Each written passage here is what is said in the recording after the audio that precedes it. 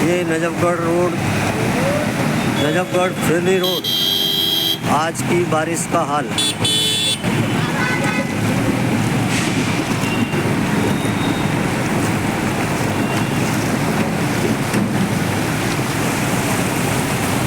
चारों ओर पानी ही पानी।